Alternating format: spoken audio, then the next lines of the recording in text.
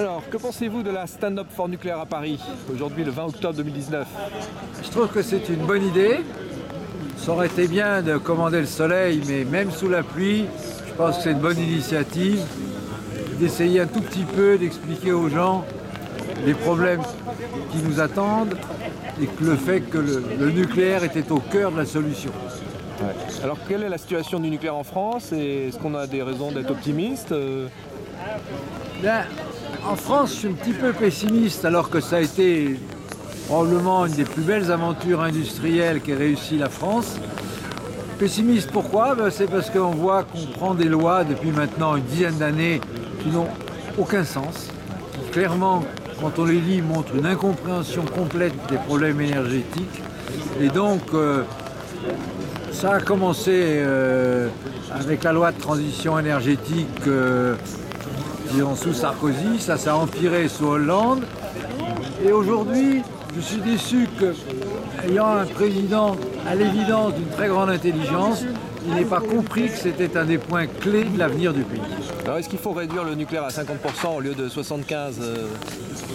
La réduction à 50% n'a évidemment aucune base logique, économique, intellectuelle, aucune base en matière de risque. Donc je n'arrive pas à comprendre d'où vient cette politique. Je vois uniquement les effets négatifs.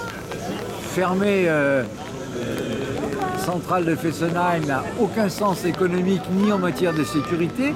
C'est l'inverse. Ça va augmenter notre vulnérabilité économique, notre vulnérabilité, je dirais même écologique. On va être obligé, dans les moyens qui vont remplacer, d'avoir en secours des énergies fossiles. Je suis un homme des énergies fossiles et je considère que c'est aujourd'hui, je vais employer un mot extrêmement fort, criminel de faire ça. Est-ce qu'on va vers une déplétion, vers un renchérissement du pétrole, du gaz? À quelle échéance? Alors ça, c'est un problème qui n'est pas du tout évident. D'abord, le problème du gaz et le problème du pétrole ne sont pas les mêmes. Il y a une quinzaine d'années, on pensait qu'on allait vers une raréfaction du gaz, en particulier aux États-Unis. Et aujourd'hui, du fait des nouveaux gaz que sont les gaz de schiste, cette crainte a disparu. Et au fond, maintenant, on peut dire de façon à peu près sûre que sur les 50 prochaines années, même avec une très forte augmentation des productions, on a assez de gaz et de gaz pas cher. Donc ça, c'est une révolution qui n'a pas été intégrée dans les cerveaux. Alors, est-ce que c'est grave? Je dirais non, parce qu'on a un marché qui est vertueux, c'est le remplacement du charbon, qui est évidemment la pire énergie au point de vue effet de serre. Donc, il vaut mieux du gaz, c'est pas l'idéal, mais il vaut beaucoup mieux du gaz. Le pétrole, c'est un autre problème.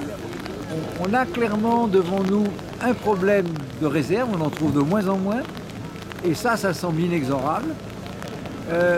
Et de plus, dans la politique qui sera nécessaire pour lutter contre l'effet de serre, parce que je suis absolument persuadé que l'effet de serre anthropique est une réalité, est devenu le danger numéro un pour l'ensemble de l'évolution de l'humanité.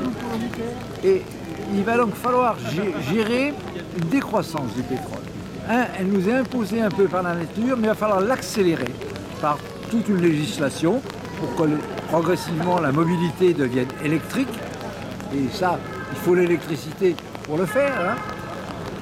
Et qu'on revienne à une politique de chauffage électrique des bâtiments. Tout le reste étant, à mon avis, des fausses solutions. L'idée d'utiliser des énergies intermittentes pour pouvoir assurer la mobilité et le chauffage est évidemment déraisonnable. Est-ce que c'est compatible avec les foyers modestes, les gilets jaunes, cette électrification de la mobilité? Alors, je pense qu'il faut des gens qui soient un tout petit peu intelligents, j'allais dire, comment rendre compatible cette entrée de l'électricité et le fait que beaucoup d'utilisateurs de voitures sont déjà en limite de ce qu'ils peuvent payer. Ça passe, à mon avis, par une politique en deux étapes. Première étape, les voitures électriques neuves ont un prix de revient élevé, même avec une subvention de 6 000 €, c'est pas à la portée de gens qui ont du mal à boucler leur budget et qui ont besoin de leur voiture, qui habitent en périphérie, qui habitent dans les petites villes, qui sont des ruraux, qui ont besoin de voitures aussi. Et donc, la première génération, il faut faire acheter par des gens qui ont les moyens, des gens suffisamment aisés. Et il faut accélérer ça pour qu'on ait très vite un parc de seconde main, qui lui vaudra beaucoup moins cher. Ou les batteries de seconde main, qui après 5 ans ont perdu 20% de leur capacité, et qui correspondent parfaitement aux besoins de ce qu'on a appelé les gilets jaunes, des gens qui ne peuvent pas boucler. Donc, mettre une taxe carbone sur les carburants, c'est une aberration. Hein. C'est absolument une aberration. Il faut taxer les voitures qui émettent fortement. Elles ne sont pas achetées par les gens qui ont des petits moyens.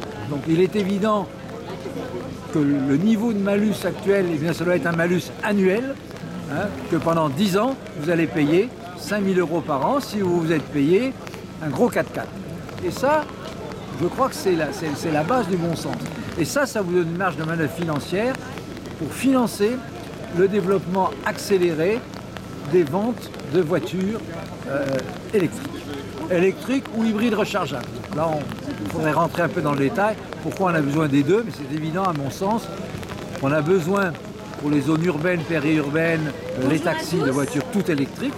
Et pour ceux qui ont à faire des grandes distances, il faut l'hybride rechargeable, parce qu'avec du tout électrique, vous ne pouvez pas gérer les flux migratoires des vacances, des week-ends, etc. Donc on a besoin d'un parc un petit peu plus compliqué que ce qu'on a eu jusqu'à maintenant. Très bien. Voilà. Donc stand-up for nucléaire? Évidemment, je suis un pétrolier pur beurre. Hein. J'ai fait toute ma vie dans le pétrole. C'est évident que j'ai eu un petit peu de mal à me convaincre, mais il y a plus de 20 ans que je suis convaincu. En même temps que je me suis convaincu que le changement climatique anthropique était une réalité absolument indéniable, je me suis aussi convaincu que l'avenir passe par un nucléaire à beaucoup plus grande échelle qu'aujourd'hui. Voilà. Très bien, merci.